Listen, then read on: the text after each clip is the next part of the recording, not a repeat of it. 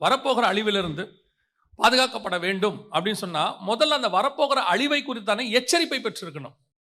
நான் சொல்றது வெறும் இயேசு கிறிஸ்து வரும்போது நடக்கக்கூடிய சம்பவத்தை குறித்து மாத்திரமல்ல. ஒரு குடும்பத்தை நடத்தும் போது ஒரு கணவன், ஒரு மனைவி, ஒரு பிள்ளைகள் இருந்தால் தான் அதுக்கு பேர் குடும்பம்.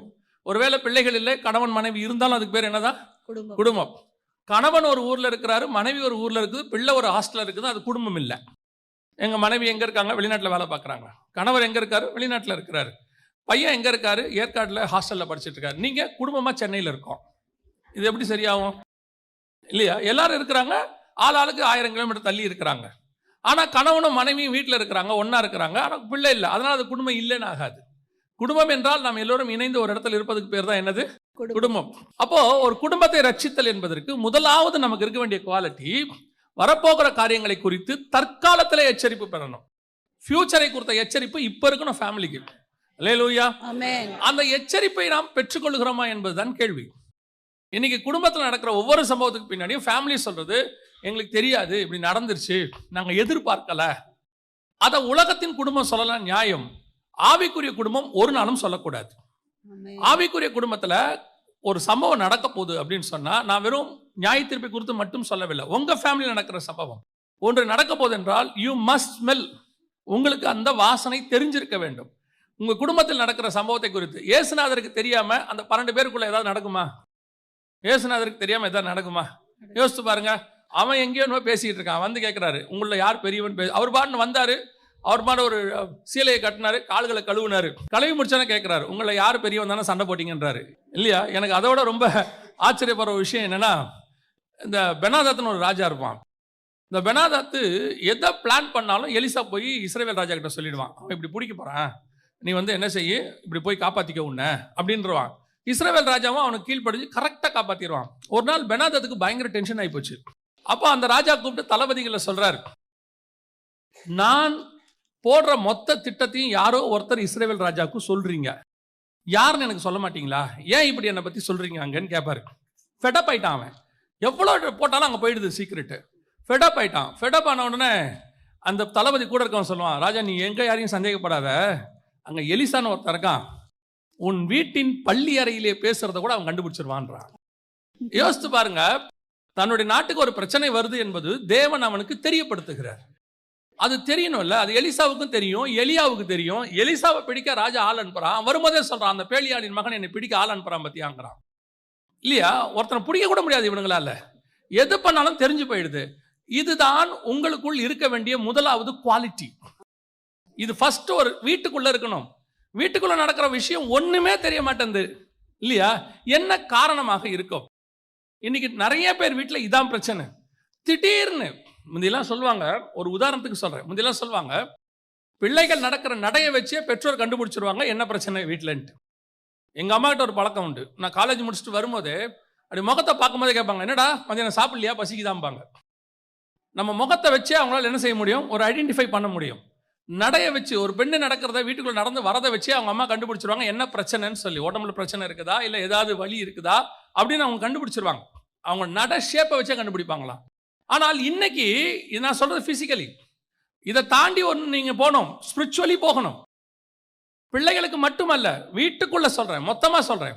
உன் ஆவிக்குரிய குடும்பத்துக்குள் என்ன நடக்குது, உன் குடும்பத்துக்கு என்ன விரோதமா செயல்படுது, யார் செயல்படுறாங்க, எப்படி நடக்குது, என்ன விஷயம், என்ன ஆசீர்வாதம் வரப்போகுது, இது ஏதாவது தெரியுமா? வந்த பிறகு நீங்கள் அதை சால்வ் பண்றதுக்கு போராடுறீங்க, அழுவுறீங்க, ஜெபம் பண்றீங்க, எல்லாம் நடக்குது.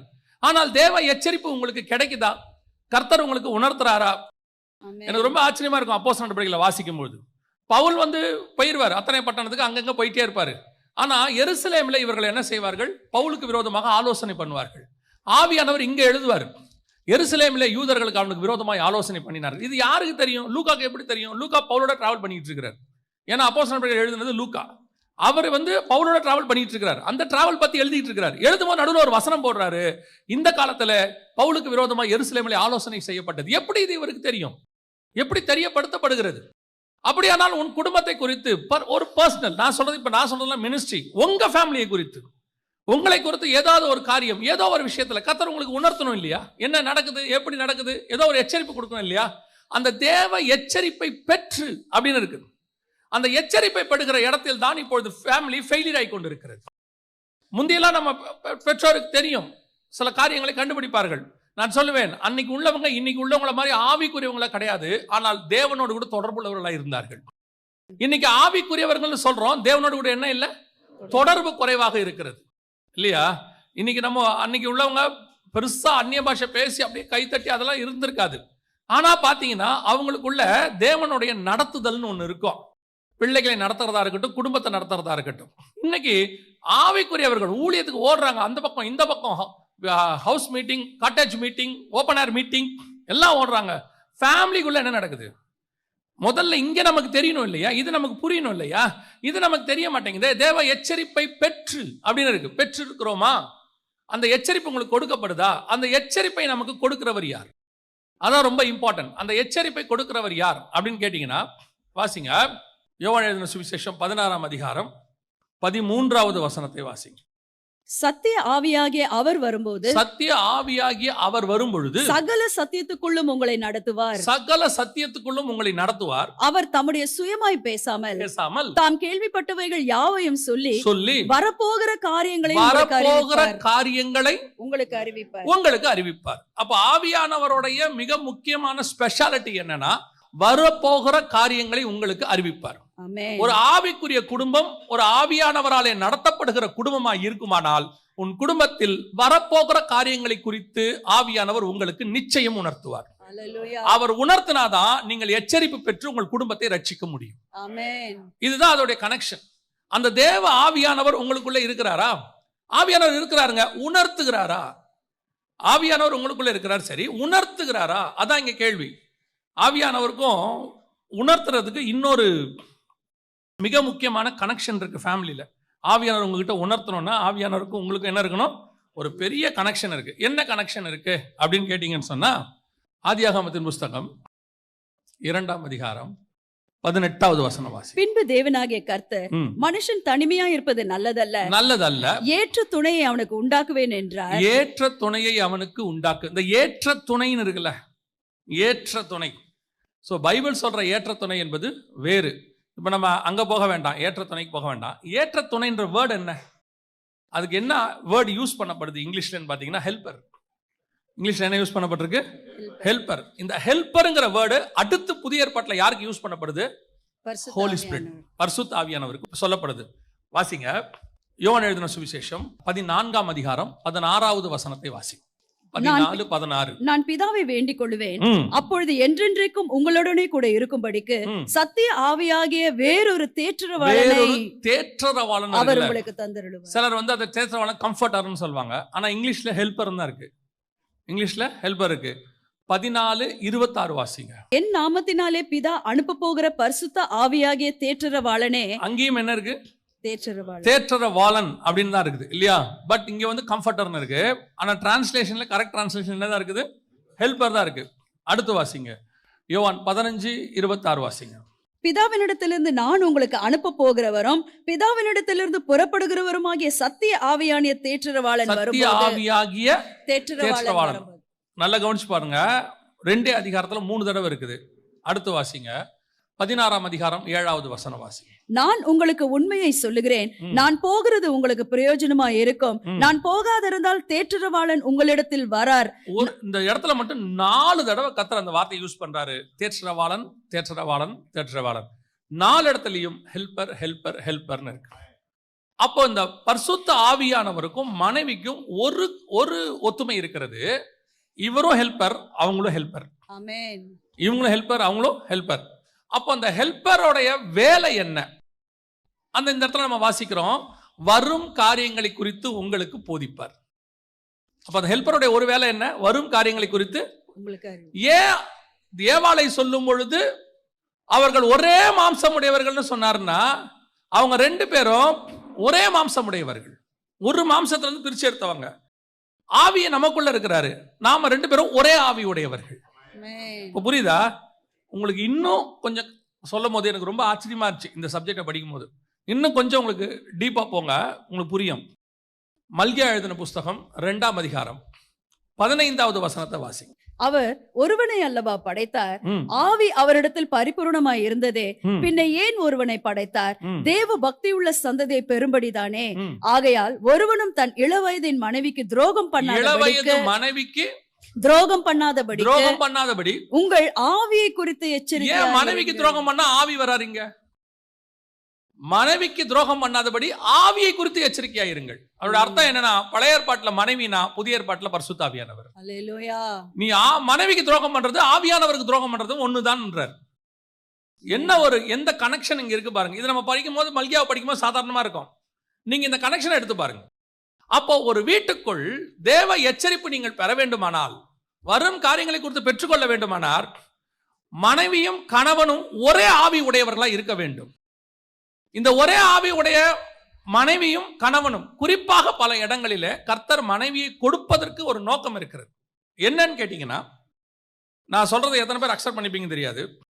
கணவர்களை பொறுத்த வரைக்கும் ஆளுமை இருக்கிறது. அது கர்த்தர் கொடுத்திருக்காரு. ஆண்டு கொள்ளுங்கள் இருக்காரு. சரீரமே நமக்கு அமைப்பு அப்படிதான் இருக்கு. ஆனால் மனைவியை பொறுத்த வரைக்கும் தான் காஷன் இருக்கிறது. அந்த எச்சரிப்பு கொடுக்கக்கூடியதான மிக முக்கியமான குடும்பத்தில் நடக்கக்கூடியது. கணவன் வசனம் சொல்லுது 104 சங்கீதம், காலையில் தன் பண்ணை வீட்டுக்கு வேலைக்கு புறப்படுகிறான், சாயங்காலத்தில் திரும்புகிறான். எவ்வளவுதான் கணவன் வேலைக்கு போனாலும் என்ன பண்ணாலும் எண்ட் ஆஃப் த டே அவன் ஃபேமிலிக்குள்ள திரும்பணும். ஆனா கணவன் வெளியே சம்பாதிக்கிறது, வெளியே போராடுறது, பைபிள்ல உங்களுக்கு தெரியும். நான் சொல்றது கொஞ்சம் டீப்பா இருக்கும், புரிஞ்சுக்கிட்டா சரி. காட்டு மிருகங்களையும் நாட்டு மிருகங்களையும் கர்த்தர் உண்டாக்கினார். அதோட அர்த்தம் என்னன்னா, இவன் வெளியே போகும்போது காட்டு மிருகம் இருக்கும். அந்த மிருகங்களோட கூட போராடி மனுஷன் என்ன செய்வான்? ஜெயிச்சு வீட்டுக்கு வருவான் ஒவ்வொரு நாளும். ஆனால் வீட்டை காப்பாற்ற வேண்டிய பொறுப்பு, வீட்டுக்குள்ள இருக்க நாட்டு மிருகத்தை காப்பாற்ற வேண்டிய பொறுப்பு மனைவியின் கையில் இருக்கிறது. 2 வகையான மிருகம் உண்டாக்குவார் ஆண்டவர். சகல விதமான காட்டு மிருகங்களையும் நாட்டு மிருகங்களையும் ஆதியாகமத்திலே கொண்டாந்துருவார் 1:24. ஆனா அப்ப காடு நாடே இருக்காது. அப்பயே படைச்சிட்டார் காடு நாடு. எதுக்கு? வெளியே போகிறவனுக்கு காட்டு மிருகம், வீட்டுக்குள்ள இருக்கிறவங்களுக்கு நாட்டு மிருகம். யோசிச்சு பாருங்க. இவர் போய் சிங்கத்தையும் கரடியும் ஜெயிப்பான். யாரு? கணவன். அதாவது தாவீது போய் ஜெயிப்பான், சிம்சன் போய் ஜெயிப்பான். ஆனா வீட்டுக்குள்ள இருக்கிற பூனையும் நாயையும் நீங்க தான் பாத்துக்கணும். அது உங்ககிட்ட இருக்க பொறுப்பு. அப்போ நான் சொல்றது ஒரு எக்ஸாம்பிளுக்காக, ஸ்பிரிச்சுவலி எடுத்துக்காதீங்க, எக்ஸாம்பிளுக்காக. அதே மாதிரி தான் இந்த தேற்றரவாளன் பரிசுத்த ஆவியானவர் செய்ய வேண்டிய ஒரு மிக முக்கியமான வேலையை வீட்டில் இருக்கிற மனைவி செய்ய வேண்டியது அவசியமா இருக்கிறது. இந்த தேவ எச்சரிப்பு, இவங்க 2 பேரும் ஒன்றாக இருக்கும் போதுதான் விசுவாசத்திலே தேவ எச்சரிப்பை நீங்கள் பெற்றுக்கொள்ள முடியும். இன்னைக்கு இந்த 2மே ஒன்னா இல்ல, இந்த 2க்குள்ளயுமே ஒன்னஸ் இல்ல. அதனாலதான் நம்ம பைபிள் தெளிவா சொல்லுது, விசுவாசி அவிசுவாசியோடு கூட பிணைக்கப்படாது இருப்பானாக. விசுவாசியும் பிணைக்கப்படும் போது விசுவாசத்தினால் வரக்கூடியதான எச்சரிப்பை நீங்கள் பெற்றுக்கொள்ள முடியும். இங்க ஆரம்பிக்கும் போதே முற்றும் கோணல் முதலும் கோணல். இதுல என்ன சொல்லி நம்ம கிட்ட இவங்க சொல்றாங்க, இப்ப இருக்க யங்ஸ்டர்ஸ் சொல்றாங்க, நான் அவங்கள விசுவாசத்துக்குள்ள நடத்திடுவேன், நான் போய் அவங்கள ஆண்டவருக்குள்ள கொண்டாந்துடுவேன், ஒரு ஆத்மாவை ரட்சிக்க முடியாதா? இவங்களை பொறுத்த வரைக்கும் என்னன்னா, அவங்க கிறிஸ்தவங்களா மாறிடுவாங்க, சர்ச்சுக்கு வந்துருவாங்க. இது இல்லைங்க லைஃப். கிறிஸ்தவனா மாறது ஒரு பெரிய விஷயமே இல்லைங்க. கிறிஸ்தவனா மாத்தணும்னு கர்த்தர் நினைச்சிருந்தாருன்னா இந்த உலகத்தை ஒரு செகண்ட்ல மாத்திருப்பாரு.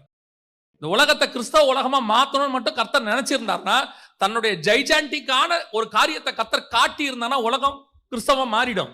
மலைக்கு மேல அவர் என்ன பண்றாரு? தன்னுடைய மகிமையை காட்டுறாரு மோசே கிட்ட. கீழே இருக்கிறவெல்லாம் பயப்படுறான், கீழே இருக்க அத்தனை பேரும் பயப்படுறான். எங்கிட்ட ஆண்டவர் பேச வேணாங்கிறான். அவ்வளவு ஜெய்ஜாண்டிக் காடு. ஆனா அவர் அப்படி நம்மளை மாற்ற விரும்பவில்லை. எதுக்கு? ரட்சிப்புனாவே என்ன? இருதயத்தில் விசுவாசித்து வாயில அறிக்கை பண்ணி கான்சியஸ்ல வரணுங்கிறார் அவரு. அப்படி இருக்கும்பொழுது இன்னைக்கு இருக்கிற யங்ஸ்டர்ஸ் உடனே கல்யாணம் பண்ணி எப்படி கூட்ட வர்றது? அவர் ஆண்டவரை ஏத்துக்கிறேன்னு சொல்லிட்டாரு. ஆண்டவருக்காக உன்னை ஏத்துக்கல, உனக்காக ஆண்டவர் ஏத்துக்கிறான். இன்னைக்கு என்ன நடக்குது இங்க? இவங்களுக்கு இந்த விசுவாசம், அந்த விசுவாசத்துக்கு பின்னாடி இருக்கக்கூடியதான ஆவிக்குரிய வாழ்க்கை, தேவனோட இருக்கிற திட்டம், பரிசுத்த ஆவியினுடைய கனெக்ஷன் இவர்களுக்கு தெரிய மாட்டேங்குது. அதனோட விளைவு தான் அதுக்கப்புறம் இவங்களுக்கு எதுவுமே ஆவிக்குரிய வாழ்க்கையில முதல் குரல் முற்றும் குரலா மாறிடுது. நல்லா கவனிச்சுக்கொள்ளுங்க. உங்கள் குடும்பத்தை பத்தின எச்சரிப்பு உங்களுக்கு இருக்க வேண்டுமானால் கணவனும் மனைவியும் ஒரே ஆவி உடையவர்களா இருக்கணும். நான் எப்பவும் ஒரு விஷயத்த ரொம்ப எனக்கு ஆண்டவர் சொல்லி கொடுத்த சொல்வேன். ஆதாமுடைய விலாவிலிருந்து ஏவாளை எடுத்தாருன்னு பைபிள் சொல்லல. ஆதாமின் விலா எலும்புகளில் ஒன்றிலிருந்து. இந்த பர்டிகுலர் வேர்ட் இஸ் இம்பார்ட்டன்ட். அப்ப என்ன அர்த்தம்? ஆதாமுக்கு நிறைய விழா இருந்துச்சு, ஆனா கர்த்தர் ஒன்னதான் எடுத்தாரு. அப்படின்னா என்ன அர்த்தம்? சபைக்குள்ள நிறைய பசங்க இருப்பாங்க, பொண்ணு இருக்கும். எல்லா ஆவிக்குரிய பொண்ணும் எல்லா ஆவிக்குரிய பையனுக்கும் ஏற்றதல்ல. நம்ம என்ன நினைக்கிறோம்? ரட்சிக்கப்பட்டிருக்கு, ஞானஸ்நானம் எடுத்திருக்கு, அபிஷேகம் பெற்றிருக்கு, அப்போ எல்லாமே ஓகே தான். இல்ல இல்ல இல்ல, நீங்க ஒரே வீட்டுல பிறந்திருந்தாலும் ராகேலும் லேயாலும் இருந்தாலும் யாக்கோபுக்கு யார் மனைவி என்பது கர்த்தர் திட்டம் பண்ணி வச்சிருப்பாரு. இவர் ராகேல விரும்பலாம், ஆனா கர்த்தர் லேயால தான் பிக்ஸ் பண்ணி வச்சிருக்கிறார். பக்கத்து கூடாரத்துல ஆகாரம் இருக்கலாம், சாராளும் இருக்கலாம், ஆனா தேவ திட்டம் சாராள் மேல் இருக்கிறது.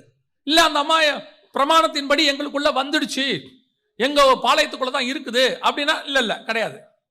இன்னைக்கு நிறைய பேர் என்ன நினைக்கிறாங்க, ஆவிக்குரிய சபையா இருந்துச்சு எல்லா பொண்ணும் எல்லா பையனுக்கும். இல்லவே இல்லை. பர்டிகுலரா ஈசாக்குக்கு ரெபேக்காலை கர்த்தர் டிசைட் பண்ணி வச்சிருப்பார்.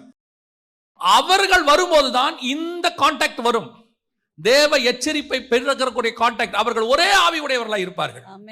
நிறைய குடும்பத்தில் போய் பாருங்க, மனைவி ஸ்பிரிச்சுவலா ஊழியக்கார. நான் இன்னும் சொல்றேன், நீங்க ஊழியமாக இருந்தால் உன் மனைவியினுடைய பார்ட் ரொம்ப இம்பார்ட்டன்ட். அதுல மஸ்ட். ஒரு ஊழியத்துல இவர் ஃப்ரண்ட் லைன்ல சண்டை போட்டுக்கிட்டு இருப்பாரு, ஆனா பின்னாடி வர பிரச்சனைய நிறைய பாஸ்டமா கண்டுபிடிச்சு சொல்லிடுவாங்க. இது என்ன ப்ராப்ளம்ங்கிறத சொல்லுவாங்க. அப்ப நோவாவுக்கு இந்த தேவ எச்சரிப்பு கிடைக்கிற மாதிரி குடும்பத்துல உங்களுக்கும் அந்த தேவ எச்சரிப்பு கிடைக்கணும். இதை நீங்க மனைவிமார்களும் உணரணும். உங்களை எதுக்கு கர்த்தர் அந்த குடும்பத்துக்கு கொடுத்திருக்கிறார்? வந்த உடனே குழந்தை பெற்று கொடுத்து ஃபேமிலி, அது மட்டும் இல்ல, அந்த குடும்பத்துக்கு தேவனிடத்துல இருந்து ஒரு திட்டம் இருக்கு. இப்போ நோவாவுடைய குடும்பத்துக்கு தேவனிடத்துல இருந்து ஒரு திட்டம் இருக்கு. என்ன திட்டம்?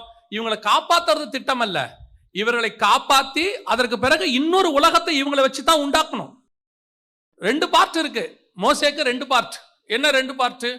ஒன்று எகிப்திலிருந்து விடுதலையாக்க வேண்டும், இன்னொன்று கானானில் கொண்டு போய் சேர்க்க வேண்டும். அவர் சொல்லும் போது அந்த 2 வார்த்தையும் திருப்பி சொல்வாரு. அவர்களை எகிப்தியரின் கைக்கு விடுதலையாக்கவும் அவர்களை அந்த தேசத்திலிருந்து நீக்கி கானானியரும் ஏத்தியரும் எமோரியரும் பெர்சியரும் ஏவியரும் எபூசியரும் இருக்கிற இடமாகிய பாலும் தேனும் ஓடுகிற நலமும் விசாலமுமான தேசத்தில் கொண்டு போய் சேர்க்கவும் இறங்கினேன். 2 வேலை சொல்றாரு.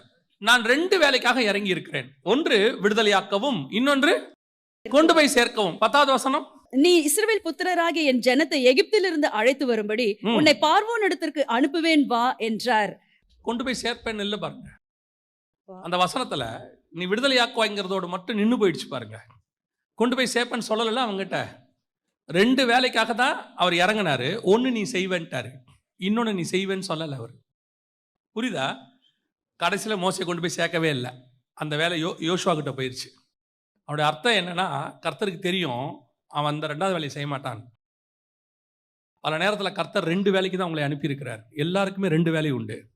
நோவாவுக்கும் 2 வேலை உண்டு. ஒன்று அழிவிலிருந்து இந்த குடும்பத்தை காப்பாற்றுவது, 2 அடுத்த உலகத்தில் குடும்பத்தை பலுகி பெருக பண்ணுவது.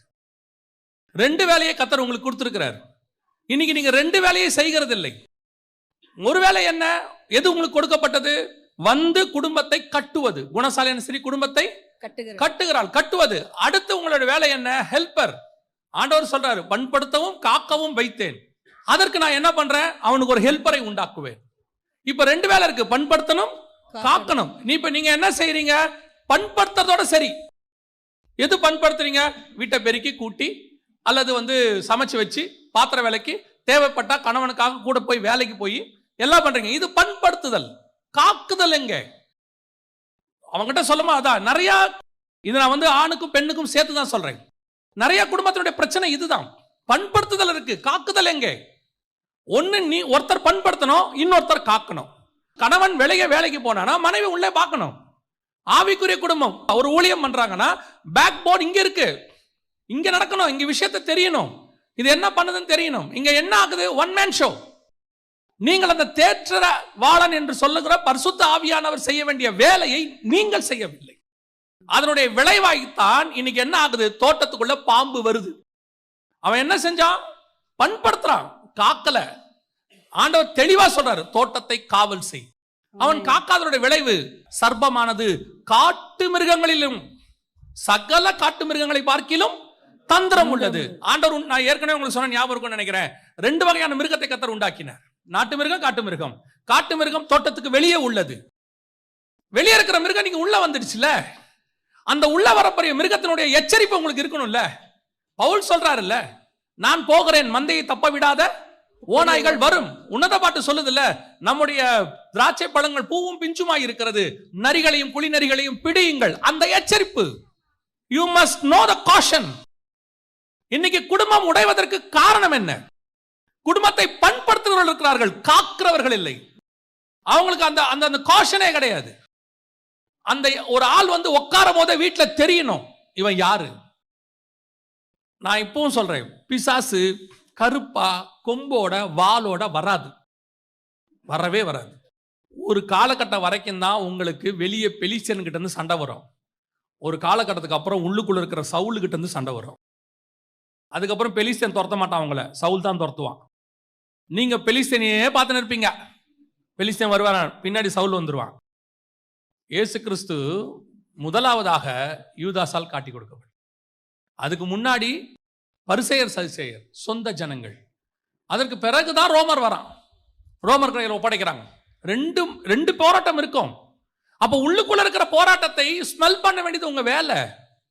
உங்களுக்கு தெரியணும், அந்த எச்சரிப்பு, தேவ எச்சரிப்பு பெற்றாதானே நீங்க பாதுகாப்பீங்க. அதை பத்தின இன்னைக்கு காஷனே குடும்பத்துல இல்லையே. எந்த ஒரு விஷயம் வரும்போது உங்களுக்கு காஷன் இருக்கணும். நான் சொல்றது வெறும் மனுஷங்கள்ல மட்டும் இல்ல. ஒரு பொருளாதார பிரச்சனை வரப்போதா, யூ மஸ்ட் நோ.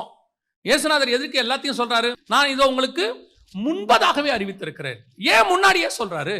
என் பிள்ளைகள் அதுல மாட்டிக்கொள்ள கூடாது என்பதற்காக. அதான் பைபிள் தெளிவா சொல்றது, வரும் காரியங்களை குறித்து என்னிடத்துல கேளுங்கள், நான் உங்களுக்கு மறு உத்தரவு அருளுவேன். இன்னைக்கு குடும்பத்துக்கு விரோதமாக பிசாசு ஒரு சபையை உடைக்கணும்னா நேரா வந்து சபையை உடைக்க மாட்டான், சபைக்குள்ள இருக்கிற குடும்பங்கள் வழியா தான் சபைக்குள்ள வருவான். அப்ப சபைக்குள்ள வரக்கூடியதை யார் கண்டுபிடிக்கணும்? we must know, தெரிஞ்சிருக்கணும் சபைக்குள்ள. அதுக்கு நீங்க உளவுத்துறை வைக்கணும், ஸ்பை வைக்கணும் கிடையாது, அது வேஸ்ட், ஃபெயிலியர். இஸ்ரவேலுடைய ஃபெயிலியரே இன்னைக்கு எல்லாரும் சொல்லுவாங்க, இஸ்ரவேலுடைய ஸ்பை தாங்க பயங்கர மொசாட்டு தான் வேர்ல்ட்லயே பெஸ்ட்பாங்க. இஸ்ரவேலுடைய வீழ்ச்சிக்கு காரணமே அந்த ஸ்பை தான். அவன் கர்த்தரை நம்புறதுக்கு பதிலாக ஸ்பையை நம்ப ஆரம்பிச்சிட்டான் இல்லையா? அவன் எகிப்துல இருந்து புறப்பட்டு வரும்போது ஒவ்வொரு இடத்துக்கும் அவன் என்ன செய்வான்னு கேட்டீங்கன்னா, ஆட்களை அனுப்புறதுலாம் அவனுக்கு கிடையவே கிடையாது. கர்த்தர் சொல்லுவாரு, போவான், சண்டை போடுவாங்க, கர்த்தர் யுத்தம் பண்ணுவாரு. திடீர்னு ஒரு முடிவு எடுக்கிறாங்க கானானுக்கு மட்டும். என்ன முடிவு எடுக்கிறாங்கன்னா, நம்ம என்ன செய்வோம், ஸ்பை அனுப்புவோம், ஸ்பை அனுப்பி கானான் எப்படி இருக்குன்னு பார்ப்போம் அப்படிங்கிறாங்க. இப்ப கர்த்தர் சொல்றாரு, போக சொல்லுன்றார். மோசே தெளிவா எழுதுவாரு, உங்கள் நிமித்தம் நான் ஒத்துக்கிட்டேன் பாரு. அதுக்கு இவன் பிரஷர் கொடுத்துட்டான் மோசேய. ஸ்பை போய் என்ன பண்ணிட்டான், வந்து ராங் நியூஸ் கொடுத்துட்டான். இன்னைக்கு அந்த ஸ்பை வந்து இன்னைக்கு வேர்ல்டுலயே அவன் வந்து சூப்பரான ஸ்பைன்னு சொல்றாங்க இன்னைக்கு. ஆனா அவன் வீழ்ச்சிக்கு ஆரம்பிச்சதே ஸ்பை தான். கர்த்தருக்கு பதிலாக ஸ்பையை நம்ப ஆரம்பிச்சிட்டான். இன்னைக்கு நம்ம ஸ்பையெல்லாம் வச்சு இங்க செட் ஆகாது. நமக்கு ஒரு ஸ்பை இருக்கிறார், அவர் தான் ஹோலி ஸ்பிரிட். அவர் உனக்கு சொல்லுவார், உன் குடும்பத்துக்கு விரோதமாக என்ன நடக்குது, உனக்கு விரோதமாக என்ன செயல்படுறாங்க, யார் என்ன பேசுறாங்க. அது எதுக்கு? அவனுக்கு விரோதமா நம்ம எழும்புறதுக்கு இல்ல, அதுல இருந்து நம்மை பாதுகாத்துக் கொள்வதற்கு. சிலரோட உட்காரும் போதே உங்களுக்கு அந்த டிஸ்டன்ஸ் தெரியும், சிலரோட பேசும் போதே அந்த ஆவியில உங்களுக்கு ஒரு டிஸ்டர்பன்ஸ் தெரியும். உங்க வீட்டுக்குள்ள ஒருத்தர் நுழையும் போதே உங்களுக்கு ஒரு டிஸ்டர்பன்ஸ் தெரியணும். விட்டுட்டு அதுக்கப்புறம் நீங்க கவலைப்படுறதுல பிரயோஜனம் இல்லை. அந்த எச்சரிப்பு அதான் வசனம் சொல்லுது, நோவா தற்காலத்தில் காணாதவைகளை குறித்து தேவ எச்சரிப்பு பெற்று. அப்ப இந்த ரெண்டு பேரும், அந்த ஆதாமும் ஏவாளும் ஹெல்ப்பரும், அப்ப குடும்பத்தில் இருக்கிற ரெண்டு பேரும் கணவனும் மனைவியுமாக அந்த ஸ்பையை புரியணும், அந்த ஆவியானவருடைய சத்தத்துக்கு கொடுக்கணும். அவர் கொடுக்கும் போது நீங்கள் தேவ எச்சரிப்பு பெறணும். அதையும் தாண்டி ஒரு சம்பவம் நடக்குதுன்னா கர்த்தர் எதுக்கும் அலோ பண்றாருன்னு அர்த்தம். அல்லது அது வேற விஷயம். தாவீதுக்கு நடந்த மாதிரி எதிரில் உள்ளவங்களை நொறுக்குவார், அது வேற விஷயம். யோவாபு செய்யும் போது தாவீதுக்கு தெரியாது, ஆனா யோவாபை கொன்னு போட்டாருன்னு இருக்கு. சில நேரத்தில் கர்த்தரே அவங்களை கொல்றதுக்கு அனுமதி கொடுப்பார், அது வேற விஷயம். ஆனால் நம் குடும்பத்தில் நடப்பது நமக்கு என்ன செய்யணும், we must know. அதான் ரொம்ப இம்பார்ட்டன்ட். அப்போ நீங்க ரெண்டு பேரும் ஒரே ஆவி உடையவர்களாக, ஒரே காரியத்தை உடையவர்களாக இருந்தாதான் அது நடக்கும். இங்க ஒரே ஆவியே இல்ல வீட்டுக்குள்ள. ஒரே ஒரு ஃபேமிலியில ஒரு பிரேயர் இருக்குதா? இன்னைக்கு ஃபேமிலி பிரேயர் இருக்குதா? நிறைய ஆவிக்குறி குடும்பத்தில் ஃபேமிலி பிரேயரே கிடையாது. நியாயப்பிரமாணத்தை ஃபாலோ பண்றான் யூத, ஒரு நாளைக்கு 5 தடவை ஜெபம் பண்றானாமா, 7 தடவை ஜெபம் பண்றானாமா. நீங்க சுயாதீன பிரமாணத்தை ஃபாலோ பண்றவங்க நம்ம ஒரு வாரத்துக்கு ஒரு தடவை ஜெபம் பண்ணீங்களா? டெய்லி பிரேயர் டைம்னு ஒன்று இருக்கா? குடும்பமா உட்காந்து பேசுறீங்களா? சாப்பாடு போட்ட உடனே அதை எடுத்துட்டு ரூமுக்கு போயிடுது பொண்ணு, பையன் எடுத்துக்கிட்டு கம்ப்யூட்டருக்கு முன்னாடி போயிடுறான், பொண்ணு எடுத்துட்டு போனுக்கு முன்னாடி போயிடுது, இந்த அம்மா எடுத்து கிச்சன்லயே சாப்பிட்டுக்கிட்டு இருக்கு, அவரு டிவிக்கு முன்னாடி சாப்பிட்றாரு. ஆனா குடும்பமா சாப்பிட்றாங்க, அதான் ரொம்ப முக்கியம். அதான் ஃபேமிலி. ஒரு சாப்பிட்றதுலே முந்தியெல்லாம் இதெல்லாம் உண்மை இருக்காது, டெக்னாலஜியே இருக்காது. ஆனா சாப்பிடும் போது ஒன்னா இருந்து சாப்பிடணுங்கிறது ஒரு ரூல் இருந்துச்சு. வீட்டில் சாப்பிடும் போது கூப்பிடுவாங்க, வாங்க வாங்க சாப்பிடலான்னு வாங்க. என்ன வேலை போட்டதுனால அதை அப்படியே போட்டு வந்து என்ன செய்வாங்க, உட்காந்து சாப்பிடுவாங்க. இன்னைக்கு இருக்கா அவங்க வீட்டில்? ஒரு குடும்பம் எங்க இருக்கு, எப்படி இருக்கும் நம்ம யோசிச்சு பாருங்க. எங்கேயாவது உட்காந்துருக்கோமா? வீட்டில் உட்காந்து எல்லாரும் சேர்ந்து ஒரு 5 நிமிஷம் பேசணுமா? நல்லா கவனிச்சு கொள்ளுங்க. குடும்பம் என்பது ஒரு ஐக்கியம். ஒரு மனம் என்பது தேவ ஆவியானவர் கொடுப்பது. அங்கே வரும்போது தான் அந்த எச்சரிப்பு உங்களுக்கு கிடைக்கும். இல்லாவிட்டால் கிடைக்காது. ஒரு தீர்மானம் எடுங்க. வெரி சிம்பிள் தீர்மானம் தான். நான் சொல்றது ஸ்டார்ட் பண்றது ரொம்ப ஈஸி. டெய்லி ஒரு அரை மணி நேரம் குடும்பமாக உட்காருவோம். ஒரு 9:30 மணிக்கு நீங்க வரீங்களா? வாங்க. பசங்க டியூஷன்ல இருந்து வரட்டும், நீங்களும் உட்காருங்க. உட்காந்து ஒரு அரை மணி நேரம் பசங்களுக்கு அதுக்கப்புறமா சாப்பாடு போடுங்க. ஒரு ½ an hour டெய்லி ஒரு சங்கீதம் வாசிப்பீங்களோ, இல்லை ஒரு அதிகாரம் வாசிப்பீங்களோ, காஸ்பல் வாசிப்பீங்களோ, வாசிச்சு ஒரு பாட்டு பாடி ஒரு ஜெபம் பண்ண சொல்லுங்க. டெய்லி பசங்களை ஆளாளுக்கு ஒரு அதிகாரத்தை ஒரு நாளைக்கு ஒருத்தரை வாசிக்க சொல்லுங்க.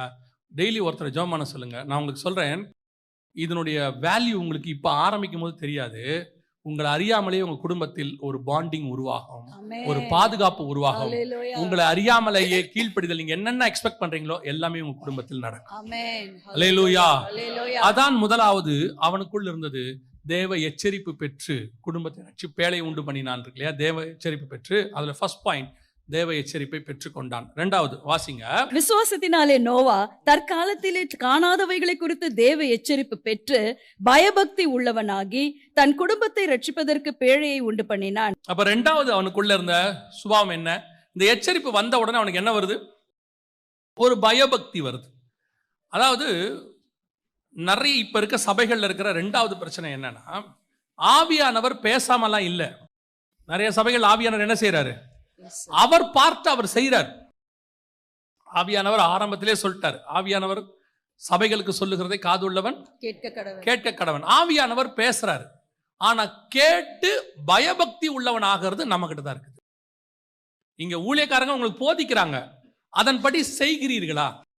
அது உங்களுக்கு ஏறுகிறதா? பயபக்தி உள்ளவனாகி சில நேரத்துல நாம கொடுக்கக்கூடியதான காஷனை, கொடுக்கக்கூடிய செய்திய வெறும் செய்தியாக எடுத்துக்கொள்கிறோமே ஒழிய அது ஏதோ ஒன்றுக்கான ப்ரிப்பரேஷனை நம்ம எடுத்துக்கிறது இல்லை.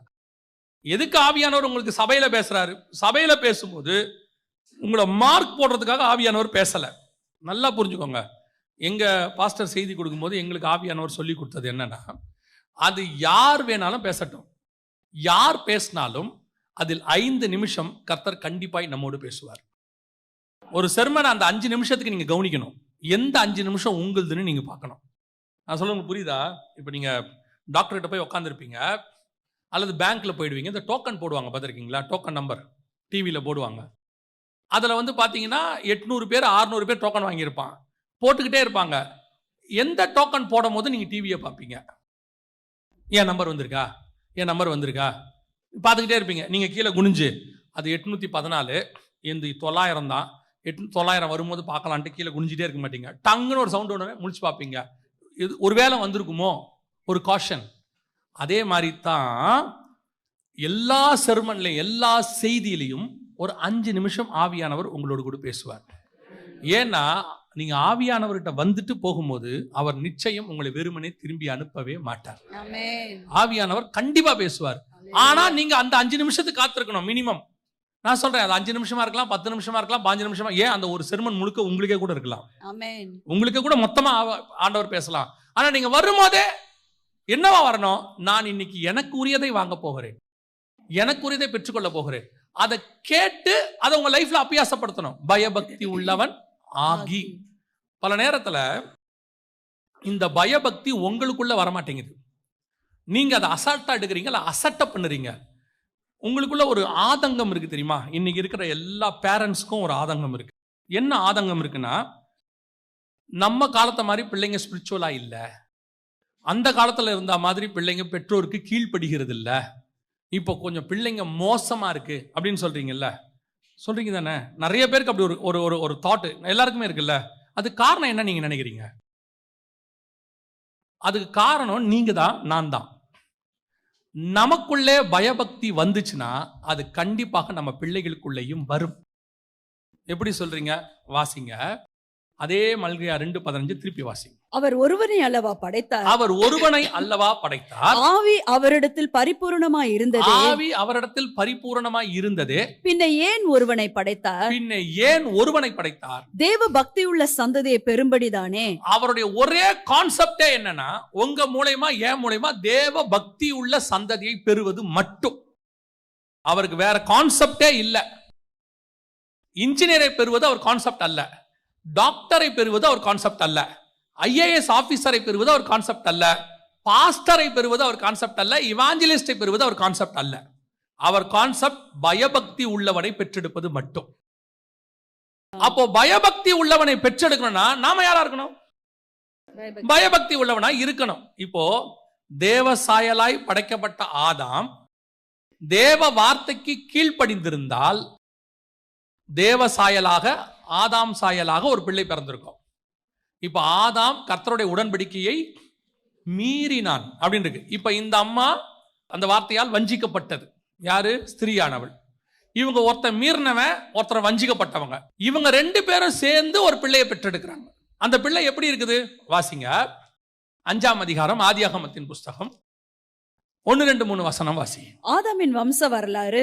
தேவன் மனுஷன் சிருஷ்டித்த நாளிலே அவனை தேவ சாயலாகவும் உண்டாக்கினார். அவர்களை ஆணும் பெண்ணுமாக சிருஷ்டித்து அவர்களை ஆசீர்வதித்து அவர்களை சிருஷ்டித்த நாளிலே அவர்களுக்கு மனுஷர் என்று பெயரிட்டார். ஆதாம் 130 வயதான போது, நல்லா கவனிங்க, ஆதாம் 130 வயதான போது தன் சாயலாக தன் ரூபத்தின்படி ஒரு குமாரனை பெற்று, தேவ சாயலாக தேவ ரூபத்தின்படி இல்ல. முந்தின வசனம் சொல்லுது தேவ சாயலாக ஆதாம் படைக்கப்பட்டான். ஆனா இங்க வசனம் சொல்லுது 130 வயதான போது தன் சாயலாக. அப்படின்னா என்ன அர்த்தம்? அவர் படைக்கும் போது தேவ சாயலாய் படைத்தார். அவன் கீழ்ப்படியாமைக்குள் போயிட்டான், மீறிட்டான். இப்ப பிறந்தது யார் சாயல்? இவன் சாயல். அதனாலதான் இயேசு கிறிஸ்து மனுஷ சாயலில் பிறந்து உங்களையும் என்னையும் திருப்பி தேவ சாயலாய் மாத்துகிறார். அல்லேலூயா. ரோமர் 8:29 வாசிக்க பார்ப்போம். இப்போ ரோமர் 8:29. தம்முடைய குமாரன் அநேக சகோதரருக்குள்ளே முதற் பேரானவராய் இருக்கும் பொருட்டு தேவன் எவர்களை முன்னறிந்தாரோ அவர்களை அதாவது உங்களை என்னையும், தேவன் எவர்களை முன்னறிந்தாரோ உங்களையும் என்னையும் அவர்களை தமது குமாரனுடைய சாயலுக்கு ஒப்பா இருப்பதற்கு முன்குறித்திருக்கிறார். அப்படின்னா அர்த்தம், அவர் மனுஷ சாயலாய் தேவ சாயல் ஆயிட்டாரு, மறுரூபம் ஆயிட்டாரு. இப்ப உங்களை என்னையும் அழைச்சது எதுக்காகனா குமாரனின் சாயலுக்கு ஒப்பா இருக்கும்படி. ஆமென். இப்ப நம்ம கிட்ட இருக்கிறதெல்லாம் மனுஷ சாயல், அப்பா அம்மா சாயல், எல்லா சாயலும் இருக்கு. அப்போ நீங்கள் நானும் படைக்கப்பட்டதே அவர் சாயலுக்கு ஒப்பா இருக்கும்படி. அப்ப கர்த்தர் உங்களை என்னையும் படைத்ததே பயபக்தி உள்ள சந்ததியை பெறும்படி. அப்ப நீங்கள் நானும் பயபக்தி உள்ளவனா இருந்தாதான் பிள்ளை பயபக்தி உள்ளதாக இருக்கும். நோவா பயபக்தி உள்ளவனாகி அப்படின்னா உங்களுக்கு அந்த பயபக்தி இருக்கா?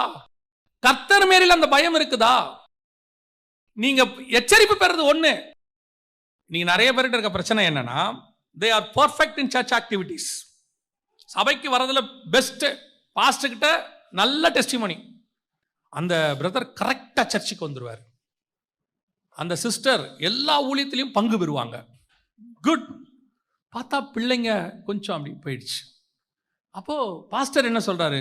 அவங்க 2 பேருமே ரொம்ப நல்லவங்க தான், ஏன் இந்த பிள்ளைகள் இப்படி போச்சு? நான் அப்படி போனதுல உண்மையிலே ரொம்ப நல்லா கரெக்டா இருந்து அப்படி போனது 1 or 2% இருக்க தான் செய்யுது. அப்ப எல்லாரையும் அப்படி சொல்றேன்னு நினைச்சுக்காதீங்க. ஆனா பெரும்பாலும் மெஜாரிட்டி நீங்க நல்ல ரிலிஜியஸ் பீப்புள் பட் நல்ல ஸ்பிரிச்சுவல் பீப்புளான்னு பார்க்கணும். we are all good religious people. church activities we are good. தசமாகாணிக்கும் பர்ஃபெக்ட், சர்ச்சுக்கு வரதுல பர்ஃபெக்ட், டைமுக்கு வருவீங்க, கரெக்டா போவீங்க, பாஸ்டர் ஒன்னு சொன்னா ஓடி வந்து நிப்பீங்க. What about your spirituality in the home? வீட்டுக்குள் உங்கள் ஸ்பிரிச்சுவாலிட்டி எப்படி இருக்கு? அதைத்தான் பையன் பார்ப்பான். சபைக்குள்ள இருக்கிறத பையன் பார்க்க மாட்டான். அவன் எப்படி பார்ப்பான் தெரியுமா? எங்க அப்பா மேடையில் எப்படி இருக்காரு பாருப்பா. ஏன்னா அவனுக்கு வீட்டுல நீங்க யாருன்னு தெரியும், அவனுக்கு உங்களை பத்தி தெரியும். நீங்கள் தேவனுக்கு எவ்வளவு பயபக்தி உள்ளவனாய் இருக்கிறீர்கள் என்பதை உங்கள் பிள்ளைகள் பார்க்கும் பொழுது அவர்கள் தேவ பக்தி உள்ள சந்ததியாய் இருப்பார்கள். இங்க அதுதான் இங்க மிஸ்ஸிங். நீங்க வீட்டுல உட்கார்ந்து ஊழியக்காரனை கமெண்ட் அடிக்கிறீங்க, வீட்டுல உட்கார்ந்து ஊழியக்காரனையோ அல்லது சபையையோ அல்லது வேற விசுவாசியோ அல்லது கூட இருக்கிற விசுவாசியோ குறை பேசுறீங்க. அதை உன் பிள்ளைகள் பார்க்குது வீட்டுல. அப்புறம் உங்க பிள்ளைகள் குறை பேசுறவங்களா மாறும்போது உங்களையே குறை பேசும். அப்ப நீங்க உங்க பிள்ளைகிட்ட அப்பா அம்மா அப்படி பேசலாமா அப்படின்னா, நீங்கள் வேற ஒருத்தரை பேசுனீங்க, உங்க பிள்ளை உங்களை பேசுது, அவ்வளவுதான் வித்தியாசம். உங்க ஸ்பிரிச்சுவாலிட்டி வீட்டுல எப்படி இருக்கு? அவன் பயபக்தி உள்ளவனா இருந்தான், அவன் சந்ததி பயபக்தி உள்ள சந்ததியாக இருந்துச்சு. நோவாவே எடுத்துக்கோங்க. நோவாவுக்கு 3 பெரிய பசங்க, குழந்தைங்க கிடையாது, திருமணமான பெரிய பசங்க. இப்போ நோவாக்குள்ள ஒரு விஷன் இருக்கு. தற்காலத்தில் காணாதவைகளை என்ன பண்ணிட்டான் அவன்? தேவ எச்சரிப்பு பெற்று ஒரு விஷன் வந்துருச்சு. இந்த விஷனை அவங்க பசங்கிட்ட சொல்றான். இந்த மாதிரி உலகம் அழிய போகுதுப்பா, நம்ம ஒரு பேழை கட்ட போறோம், ஆண்டவர் வரப்போறாரு, உலகம் அழிய போது, நாம் அதுல ஏறி தப்பிக்க போறோம். இந்த விஷனை பையன் அக்செப்ட் பண்ணுமே. முதல்ல 3 வாலிப பசங்க, மனைவியோட இருக்கிற 3 பசங்க, நீங்க சொல்ற இந்த தரிசனத்தை அவன் ஏற்றுக்கொள்ள வேண்டுமே. எப்படி ஏத்துப்பான்? அவனுக்குள்ள எப்படி அந்த விஷன் போகும்? போகாது இல்ல. ஆனால் நீங்கள் பயபக்தி உணவன் இருந்து, எங்க அப்பா ஸ்பிரிச்சுவல் பர்சன், எங்க அப்பா சொன்னா அது கரெக்டா தான்டா இருக்கும்னு சொல்றான் பாருங்க, அப்போ உன் விஷன் அவனுக்குள் போகும். உன் பேச்சு திறமையினால போகாது, ஆனா உன்னோட ஸ்பிரிச்சுவாலிட்டி அவனுக்குள் கொண்டு போகும். அது எப்படி போகும்லாம் கேட்காதீங்க, போகும், அவ்வளவுதான். இங்க என்ன இருக்கு? நான் போதிக்கிறதில் சிறந்தவனாக இருக்கிறேன், சாட்சியில் எப்படி இருக்கிறேன், அதான் என் கேள்வி. அங்கதான் பார்க்கணும். இப்ப இம்பார்ட்டன்ட், எல்லா பிள்ளைக்கும் அந்த வாலிப பிராயத்தில் என்னென்ன விதமான போராட்டங்கள் உண்டோ, இயேசுநாதருக்கு அது இருந்துச்சு தானே. அவர் தாமே நம்மை போல எல்லா விதத்திலும் சோதிக்கப்பட்டார்னு இருக்குல்ல, இருந்துச்சு தானே. எல்லாருக்கும் இருக்கதான் செய்யும். என் பிள்ளைக்கும் இருக்கும், உங்க பிள்ளைக்கும் இருக்கும். அதை அவர்கள் மேற்கொண்டு வர வேண்டும் என்று உங்களுக்கு ஆசை இருக்குது இல்ல, எல்லாருக்கும் அந்த ஆசை இருக்குல்ல. அப்ப அந்த ஆசை இருக்கணும்னா நீங்கள் பயபக்தி உள்ளவனாய் அவருக்கு முன்னாடி நிக்கணும். நீங்கள் இல்லாமல் அவர்களுக்கு நீங்கள் சாட்சியை காட்ட முடியாது. நீங்க ஸ்ட்ரிக்டா இருக்கலாம், அது வேற விஷயம். இப்பவும் சொல்றேன், உங்களுடைய கண்டிப்புனால உங்க பிள்ளைய திருத்திடலாம்னு நினைக்காதீங்க. கண்டிப்பா இருங்க, வேணான்னு சொல்லல, ஆனால் அது திருத்தாது. உங்க ஸ்பிரிச்சுவாலிட்டி தான் அவர்களை திருத்தும். அதுதான் மாத்துவதற்கு காரணமா இருக்கும். உங்களை அவன் பார்க்கணும், உங்க மேல அவனுக்கு ஒரு ஸ்பிரிச்சுவல் பயம் வரணும், ஆவிக்குரிய பயம் வரணும். அப்ப அடிப்பாரு. அந்த பயத்தை விட எங்க அப்பா ஸ்பிரிச்சுவல் பர்சன். யாக்கோபு சொன்னான் பாருங்க, அவங்க அப்பாவை பார்த்து ஒரு வார்த்தை, அம்மா இவர் ஆசீர்வச்சா அது ஆசீர்வாதம், ஆனா சபிச்சிட்டாரு நான் சாபத்துல மாட்டிடுவேன். அப்ப அவங்க அப்பா மேல அவனுக்கு ஒன்று நம்பிக்கை இருக்கு, எங்க அப்பா வாயிலிருந்து வந்தா அது ஆசீர்வாதம், அதே நேரத்தில் எங்க அப்பா வாயில சாபத்தை நான் வாங்கிடக்கூடாது. எவ்வளவு பெரிய ஸ்பிரிச்சுவாலிட்டி பாருங்க, அந்த பயம். யாக்கோபு படுத்து கிடக்குறான் கட்டில்ல, அவனால உட்கார கூட முடியல. யோசேப்பு கொண்டு போய் பிள்ளைகளை நிறுத்துறான். எங்க அப்பா ஆசீர்வதிச்சா அந்த ஆசீர்வாதம் என் பிள்ளை மேல நிற்கும். அதுதான் ஸ்பிரிச்சுவாலிட்டி. அப்பா எப்படிப்பட்டவர், என்ன வேலை பார்த்தவர், ஆடு மேய்ச்சவர், அவர் ஊர் ஊரா சுத்தின, நாடோடி டென்ட்ல தங்கி இருந்தாரு. இப்ப நான் எகிப்துக்கே பிரதமராக இருக்கிறேன், நான் என்னோட போஸ்டிங் என்ன, இப்ப எங்க அப்பாவுக்கே நான் தான் சோறு போடுறேன். உண்மை அது. யாக்கோபுக்கு அரிசி கொடுத்தது அவன் தானே. அதனாலே உங்க அப்பாவும் அம்மாவும் தாழ்ந்தவர்கள் என்று அர்த்தம் அல்ல.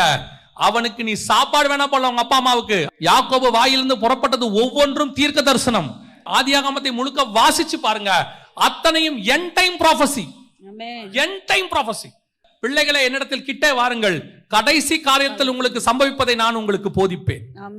அவங்களுக்கு சொல்றேன், உங்க அப்பா அம்மா கிட்ட வாயின் வார்த்தைகள்ல கேர்ஃபுல்லா இருங்க. ரட்சிக்கப்பட்ட அப்பா அம்மா கிட்ட பல நேரத்துல அப்பா அம்மா சரி இருக்காது, அது சும்மாவே திட்டம், அதை விட்டுருங்க. காரணம் என்னாமல் விட்ட சாபம் என்ன செய்யாது, பலிக்காது.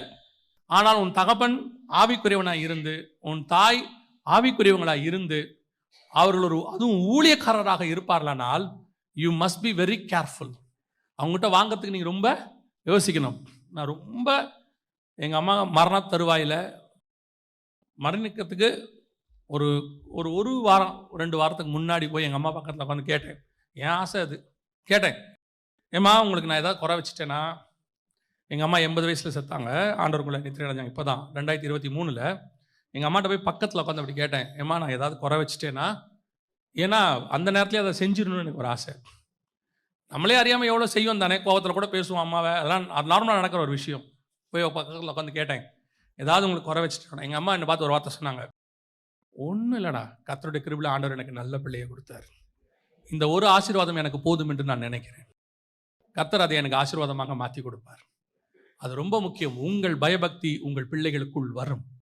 நீங்கள் பயபக்தி உள்ளவர்களாக இருக்கணும்.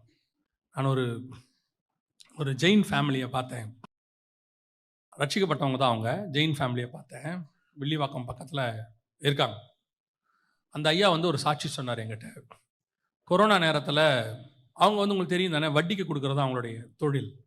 ஆனால் அவங்க ஆண்டவரை ஏற்றுக்கொண்டதுனால வட்டி கொடுக்கறத என்ன செஞ்சுட்டாங்க, நிறுத்திட்டாங்க. நாங்கள் இனிமேட்டு வட்டிக்கு கொடுக்க மாட்டோம், அதாவது ஆண்டவர் வந்து எங்களுக்கு உணர்த்துறாரு அப்படின்னு சொல்லிட்டு நிறுத்திட்டாங்க. இப்போ கொரோனா வந்துருச்சு, வேலையெல்லாம் இல்லை, மூடியாச்சு. இப்போது என்ன செய்யறதுன்னு தெரியல அவங்களுக்கு, வருமானத்துக்கே வழி இல்லை, கஷ்டம். அந்த நேரத்தில் கர்த்தர் அவங்களுக்கு ஒரு ஆலோசனை, அவர் தான் அதிசயமான ஆலோசனை கர்த்தராச்சே, வண்டர்ஃபுல் கவுன்சிலர். அவர் என்ன சொன்னாராம், உங்கள் அம்மாவுக்கு சமைக்க தெரியும். யார்? அவருடைய அம்மாவுக்கே, அவங்களுக்கு ஒரு 60 வயசு, சமைக்க தெரியும். அவங்க ஸ்நாக்ஸ், சமோசா இந்த மாதிரி, அந்த அம்மா சமோசா போடுவாங்க, அதை உணர்த்தி நீ போய் சமோசா போடுன்னு. நான் இது எதுக்கு சொல்ல வந்தேன், அந்த வயசான பாட்டி அந்த அம்மா உட்காந்து சமோசா போட்டு கொடுக்குறாங்க. இவர் போய் என்ன செய்கிறாரு, வாசலில் ஒரு வண்டி வச்சு இவர் அதை வியாபாரம் பண்ணுறாரு. மனைவி அந்த சமோசா கூடன்னு தட்டெல்லாம் கழுவி கொடுக்குறாங்க. இதை 2 பிள்ளைகளும் பார்க்குறாங்க. பார்த்தோன்னே அவங்க என்ன செய்கிறாங்க, கூட வேலைக்கு வராங்க, பெருக்கிறது, வேலைக்கு போகிறது. இப்போ பாருங்கள், இவர் பிள்ளைகளை வந்து வேலை செய்ய சொல்லலை, இவர் கேட்கல. இவரை பொறுத்த வரைக்கும் கஷ்டம் நம்மோட போட்டோம், பிள்ளைகளுக்கு என்ன செய்ய வேண்டாம், நல்லா இருக்கட்டும். ஆனால் ஒரு குடும்பமே வேலை செய்து கொரோனா நேரத்தில் இடம் வாங்கி வீடு கட்டுவதற்கு கர்த்தர் அவருக்கு கிருபை தந்தார். அல்லேலூயா. இதுதான் ஆவிக்குரிய குடும்பம். நீங்கள் இறங்கி செய்யும் போது உங்கள் பிள்ளைகள் தானாய் செய்வார்கள், உங்கள் பிள்ளைகள் தானாய் செய்வார்கள். கவனிச்சுக்கொள்ளுங்க, நீங்கள் எவ்வளவு பயபக்தி உள்ளவர்களாய் இருக்கிறீர்களோ உங்கள் பிள்ளைகளும் அவ்வளவு பயபக்தி உள்ளவர்களாய் இருப்பார்கள். அல்லேலூயா. கடைசியாய் அந்த வசனத்தை வாசிங்க, நம்ம இன்னும் ஒரு காரியத்தை பார்த்துட்டு முடிக்கலாம். விசுவாசத்தினாலே நோவா தற்காலத்திலே காணாதவைகளை குறித்து தேவ எச்சரிப்பு பெற்று பயபக்தி உள்ளவனாகி தன் குடும்பத்தை ரட்சிப்பதற்கு பேழையை உண்டு பண்ணினான். கடைசி என்ன உண்டு பண்ணினான்? பேழையை உண்டு. அவன் எச்சரிப்பு பெற்றான், அந்த பயபக்தி வந்துச்சு, கடைசியாய் ஒரு கிரியை செய்தான். அதுதான் ரொம்ப இம்பார்ட்டன்ட். இன்னைக்கு நல்ல ஆவிக்குரியவர்கள் இருக்கிறாங்க, இன்னும் சொல்ல போனா பயபக்தி உள்ளவர்களும் இருக்கிறார்கள். ஆனால் விசுவாசத்தோடு இருக்கிறார்களே ஒழிய கிரியை இல்லாத விசுவாசத்தோடு இருக்கிறார்கள். வேதம் சொல்லுது, கிரியை இல்லாத விசுவாசம் செத்தது. செத்தது. ஆண்டவர் ஒரு விஷன் கொடுக்கிறாரா, அதுக்கான கிரியை உங்ககிட்ட இருக்கணும். அந்த கிரியை தான் உங்களை ரட்சிக்கும். இப்போ நோவாவுக்கு தெரிஞ்சிருச்சு, ஓகே ரைட் ஃபைன். இப்போ நம்மகிட்ட ஒரு குரூப் இருக்கு இந்த கடைசி காலத்தில். என்ன குரூப் தெரியுமா? இப்போ எங்களுக்கு ஒரு மினிஸ்ட்ரி, என் டைம் மினிஸ்ட்ரி ஆண்டவர் கொடுத்துருக்கிறாரு. கடைசி காலத்தை பற்றி தான் நாங்கள் பேசுகிறோம். அதை சொல்லும்போது உலகம் வந்து இப்படி ஒரு முடிவுக்கு வரப்போகுது, ஆண்டவர் வரப்போகிறாரு. நோவா சொன்னதே தான் நாங்கள் இப்போ வேறு வெர்ஷனில் சொல்லிக்கிட்டு இருக்கிறோம். அவர் 2000 வருஷத்துக்கு முன்னாடி 4000 வருஷத்துக்கு முன்னாடி சொன்ன வெர்ஷனை இப்போ நாங்கள் வேற ஒரு வெர்ஷனாக சொல்கிறோம். ஏன்னா இயேசுவும் அதான் சொல்கிறார், நோவாவின் காலத்தில் எப்படி நடந்ததோ அப்படியே மனுஷகுமாரன் காலத்திலும் நடக்கும். ஸோ அதே வெர்ஷன் தான், அதே அழிவு தான். அப்போ தண்ணி, இப்போ நெருப்பு, அப்போ பேழை, இப்போ இயேசு கிறிஸ்து. அன்னி தண்ணி பேழைக்கு மேலே உச்சத்தில் சிகரங்களுக்கு மேலே பேழை இருந்துச்சான், 20 முழத்துக்கு மேலே, 15 முழத்துக்கு மேலே இருந்துச்சான். இங்கே மத்திய ஆகாயத்தில் ஆண்டவர் வச்சு நம்மளை காப்பாற்ற போறாருன்னு இருக்கு. நோவா பேழையை கண்டினார். இப்போ நாம வந்துட்டு இயேசு கிறிஸ்து நமக்காக உண்டாக்கி ஒரு வாஸ்தலத்தை உண்டாக்கி கொண்டிருக்கிறார். சேம் கான்செப்ட், அதில் மாற்றுக்கிறதே இல்லை. ஆனால் இப்போ நாங்கள் இந்த மாதிரி விஷயத்தை சொல்லும் போது 2 வகையான ஜனங்கள் இருக்கிறார்கள். அதில் ஒரு குரூப் என்ன சொல்லுவாங்க தெரியுமா? நீங்கள் சொல்றதெல்லாம் கரெக்ட் தான் பிரதர், நாங்கள் விசுவாசிக்கிறோம், எல்லாம் ஓகே தான், ஆனால் கர்த்தர் கிருபை உள்ளவர், அப்படிலாம் செய்ய மாட்டார். இவங்களுக்கு விசுவாசம் இருக்குது, ஆனால் விசுவாசத்தில் கிரியை செய்ய இவங்களுக்கு என்ன வரல? மனம் வரல. ஆயத்தப்படுவதற்கு இவங்களுக்கு என்ன வரல? ஆயத்தமே வரல. இவங்களை பொறுத்த வரைக்கும் அந்த முடிவை மாற்றி அமைக்கலாம் நினைக்கிறாங்களே ஒழிய அந்த அழிவிலிருந்து தப்பிக்கிறதுக்கான வேலையை பார்க்கணும்னு அவங்களுக்கு தோணவே இல்லை.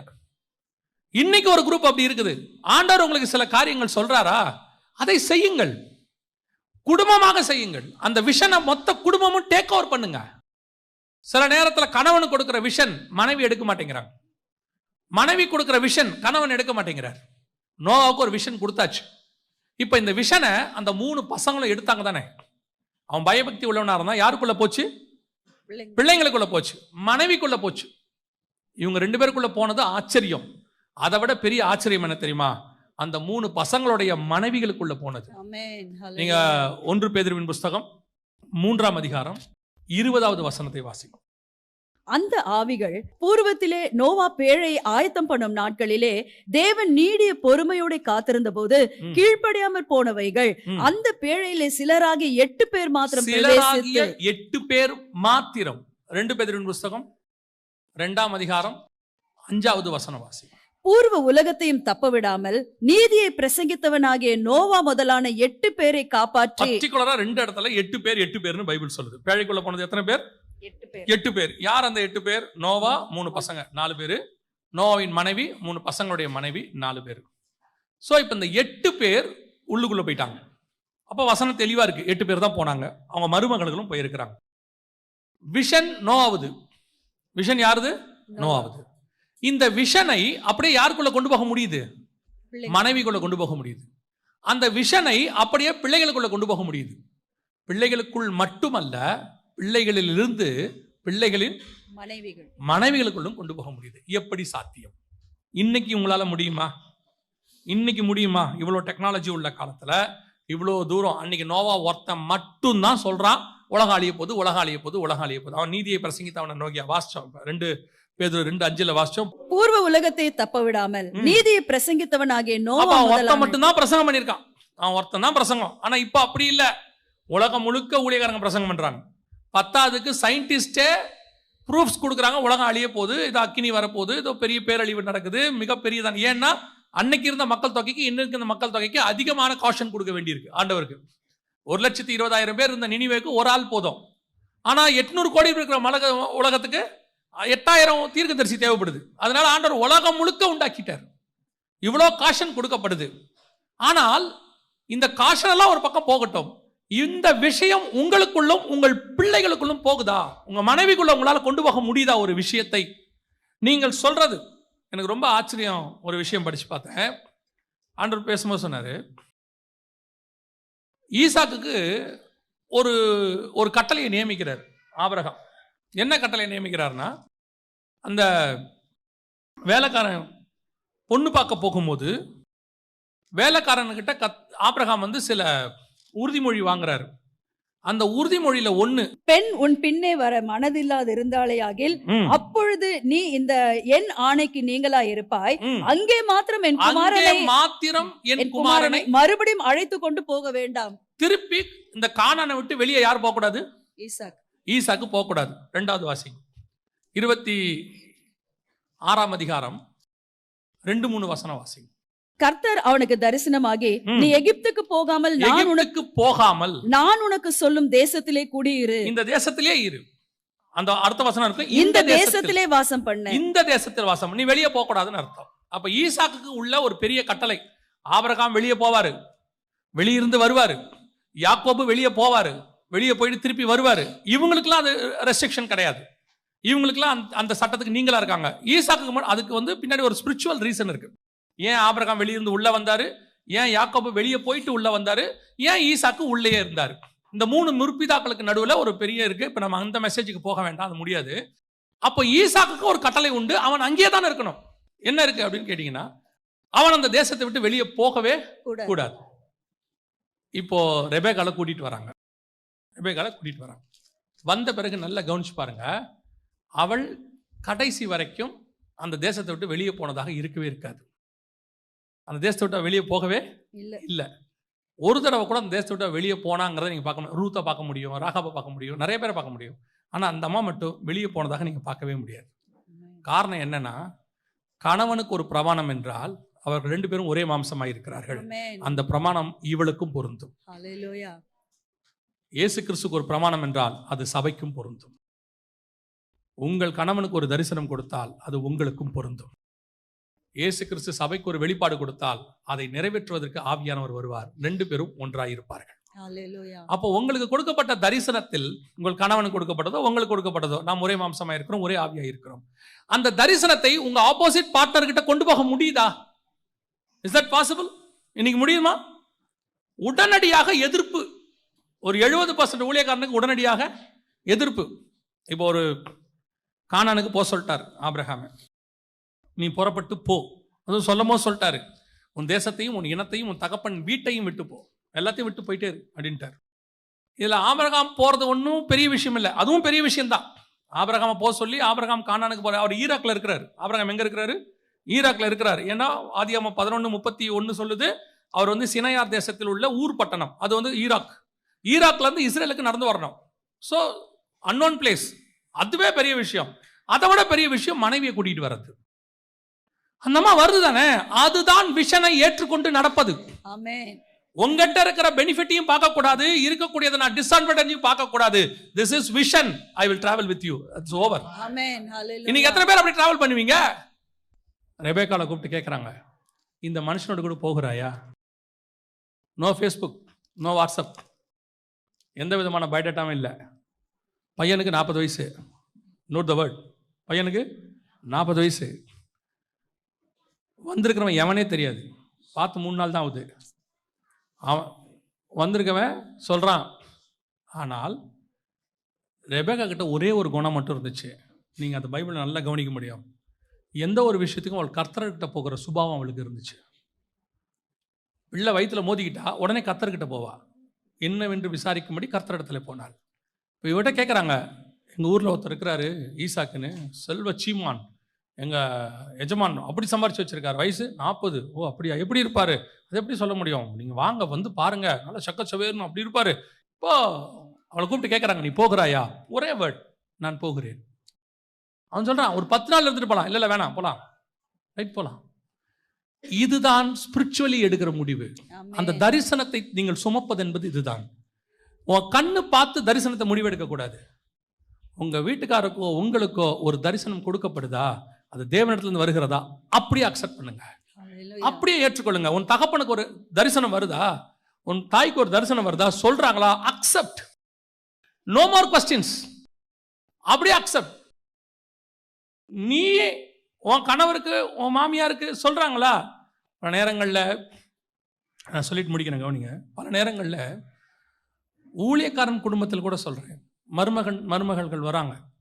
வந்துட்டு அந்த மாமியார் ஊழியக்காரம்மா, இந்த மாமியார் ஊழியக்காரம்மா, அவங்க மாமனார் ஊழியக்காரர். ஆனால் வர மருமகள் அவளை மாமனார் மாமியாராக தான் பார்க்குறார்களே ஒழிய ஊழியக்காரனும் ஊழியக்காரியுமாய் பார்க்கறதில்லை. அதுவே அதே வயசுள்ள இன்னொரு ஊழியக்காரன் வந்தா ஸ்தோத்திரம், பிரைஸ் தி லார்ட். ஆனா இங்க ஒரு தரிசனம் பெற்ற தேவ மனுஷன், ஒரு நீதியுள்ள சந்ததி, பயபக்தி உள்ள சந்ததியை பெற்றெடுத்திருக்கிறான். அந்த குடும்பத்தை கட்டுவதற்கு நான் வந்திருக்கிறேன்ற விஷன் அவங்களுக்குள்ள இல்லை. அதனால பைபிள் சொல்லுது, ரெபேக்காள் சாராளின் கூடாரத்தில் போய் குடியிருந்தாள். யூதா முறைப்படி, இஸ்ரவேல் முறைப்படி ஒவ்வொருத்தருக்கும் ஒரு கூடாரம் உண்டு. லேயாளுக்கு ஒரு கூடாரம், ராகேலுக்கு ஒரு கூடாரம், ஆபிரகாமுக்கு ஒரு கூடாரம், சாராளுக்கு ஒரு கூடாரம். எல்லாம் அவங்க கூடாரத்தில் இருப்பாங்க, அதான் ப்ரொசீஜர். ஆனால் ரெபேக்காளுக்கு மட்டும் கூடாரமே கிடையாது. அங்கே வசனம் இருக்கு, நீங்க வேணா வாசிச்சு பாருங்க. 24ஆம் அதிகாரம் கடைசி வசனம் சொல்லும், அப்பொழுது ஈசாக்கு ரெபேக்காளை தன் தாய் சாராளுடைய கூடாரத்துக்கு அழைத்து கொண்டு போய் அவளை தனக்கு மனைவியாக்கி கொண்டு அவளை நேசித்தான். தாயினுடைய சாராளின் கூடாரத்துக்கு அழைத்து, ஏயா ஈசாக்கு செல்வ சீமான் தானே, எனக்கு ஒரு கூடாரத்தை போட்டு தர மாட்டியா? இந்த சாராளுடைய கட்டிலில் அவள் படுத்ததுக்கு ஒரு முகாந்திரம் உண்டு. இது கிறிஸ்துவை கொண்டு வரக்கூடியதான கூடாரம். சாராள் இதுவரைக்கும் இதை சுமந்து கொண்டு வந்தாள், இனி நான் சுமந்து கொண்டு போவேன். இந்த கூடாரத்தில் கிறிஸ்து பிறக்கிற வரைக்கும் இந்த கூடாரம் கானானுக்குள் இருக்கும். அந்த தரிசனம் உனக்குள்ள இருக்கணும். நீ ஒரு வீட்டுக்குள்ள போறேன்னா அந்த குடும்பத்துல இது ஏன் வீடு, நான் இப்படிதான் இருப்பேன், தனியா தான் இருப்பேன், அதல்ல. நீ எதுக்கு உள்ள போன தெரியுமா? ஒரு தரிசனம் உண்மையிலும் அந்த குடும்பத்துக்கு ஒரு பாண்டிங் இருக்கு. அது பரலோகத்தினுடைய திட்டம். உன் மூலமாக ஒரு பிள்ளை வரும், அது பில்லி கிரகமாய் கூட இருக்கலாம். கர்த்தரியா எது மூலமா என்ன சந்ததி உருவாக்க தெரியாது, அதை உருவாக்குவதற்கு நீ உள்ள போயிருக்கிற அந்த விஷனை சுமந்து கொண்டு போறவங்களா இருக்கணும். கணவனுடைய விஷன், ஆபிரகாமின் விஷன்ஸ், நல்ல கவனிங்க. ஆபிரகாமின் விஷன் ரெபேக்காளுக்கு இருக்கு. எப்படி சொல்றீங்க? 22ஆம் அதிகாரம் 17வது வசனத்தை வாசிங்க, ஆதியாகமத்தின் புஸ்தகம். நான் உன்னை ஆசீர்வதிக்கவே ஆசீர்வதித்து உன் சந்ததியை வானத்தின் நட்சத்திரங்களைப் போலவும் கடற்கரை மணலை போலவும் பெருகவே பெருக பண்ணுவேன் என்றும் உன் சந்ததியார் தங்கள் சத்துருக்களின் வாசல்களை சுதந்திரித்துக் கொள்வார்கள் என்றும். உன் சந்ததியார் தங்கள் சத்துருக்களின் வாசல்களை சுதந்திரித்துக் கொள்வார்கள். இது கர்த்தர் ஆபிரகாமுக்கு சொன்னது. 24ஆம் அதிகாரம் 60வது வசனவாசி. ரெபேக்காளை வாழ்த்தி எங்கள் சகோதரியே நீ கோடா கோடியாய் பெருகுவாயாக. உன் சந்ததியார், அங்க ஆண்டவர் என்ன சொன்னாரு? கர்த்தர் அவனை ஆசீர்வதித்து உன் சந்ததி வானத்தின் நட்சத்திரத்தை போலவும் கடற்கரை மணலை போலவும் பெருகும். இங்கே என் சகோதரியே நீ கோடா கோடியாய் பெருகுவாயாக. அடுத்து உன் சந்ததியார் தங்கள் பகைஞருடைய வாசல்களை சுதந்திரித்துக் கொள்வார்களாக என்று ஆசீர்வதித்தார். அங்க 22:17 உன் சந்ததியார் தங்கள் சத்துருக்களின் வாசல்களை அப்ப ஆபிரகாமுடைய விஷன் ரெபேக்கா வழியா நிறைவேறணும். ஆமென், ஹல்லேலூயா. இந்த தரிசனத்தை சுமந்து கொண்டுதான் ரெபேக்காள் கூடாரத்துக்குள் வந்தார். ஆமென். நீங்க அத்தனை பேரும் அப்படி ஒரு தரிசனத்தை சுமந்து கொண்டுதான் உங்கள் கூடாரத்துக்குள்ள இருக்கிறீர்கள். அல்லேலூயா. இன்னைக்கு உங்களுக்கு தெரியுமா, நீ என்ன செய்யற? அது சாரால் தரிசனம். நான் ஏன் நிறைவேற்றணும்? குடும்பம் என்பது கர்த்தர் உண்டாக்குனது. ஆமென். இன்னைக்கு நிறைய பேருக்கு அந்த தரிசனமே கிடையாது. Family family family. என்ன ஃபேமிலி? எல்லாரும் ஒன்னா சேர்ந்து குழந்தைய பெத்து இதான் ஃபேமிலியா? இல்லை. தேவனுக்கு உன்மேலும் என் மேலும் வேறொரு திட்டம் இருக்கிறது. We are all heavenly family. ஆமென். கர்த்தராகிய இயேசு கிறிஸ்துவை விசுவாசி, அப்போ நீயும் உன் வீட்டாரும் ரட்சிக்கப்படுவீர்கள். நோவா தற்காலத்தில் காணாதவைகளை தரிசித்து பயபக்தி உள்ளவனாகி தன் குடும்பத்தை ரட்சிக்கும்படி ஒரு பேழை உண்டு பண்ணினான். தரிசனம் இதான். கிறிஸ்து உன்னை ரட்சித்ததுக்கு ஒரு தரிசனம் இருக்கு. ரெண்டு பேரையும் சேர்த்ததுக்கு ஒரு தரிசனம் இருக்கு. இங்க வந்த உடனே அது மாமியார் அவங்களோடலாம் என்னால இருக்க முடியாது, இருக்காதீங்க. மாமனாரோட நான் இருக்க முடியாது. நல்லா கவனிங்க, நான் ஒரே ஃபேமிலி ஒரே வீட்டுக்குள்ள தான் இருக்கணும்ன்ற கான்செப்டே நான் சொல்ல வரல. நீங்க தப்பா புரிஞ்சிடாதீங்க. நீங்க தனித்தனி வீட்டுக்குள்ள இருக்கலாம்.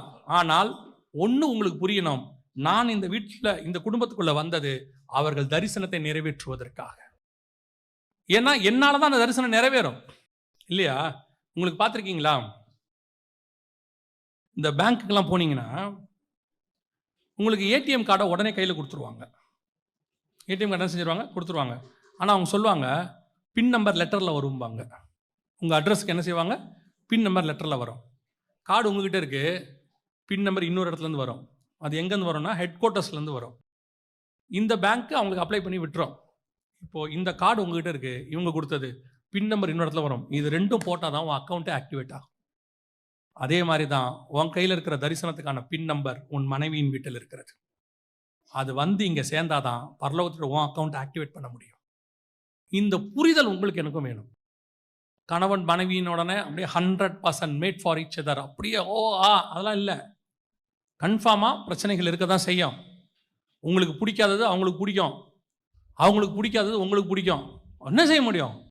ஏன்னா நான் அதற்காக இணைக்கப்படவே இல்லை. அந்த எச்சரிப்பை பெற்று பயபக்தி உள்ளவனாகி வேலையை உண்டு பண்ணி நான் சாராளின் கூடாரத்துக்கு ஏன் வருகிறேன்? நான் ஆபிரகாமின் தரிசனத்தை நிறைவேற்ற வந்திருக்கிறேன்.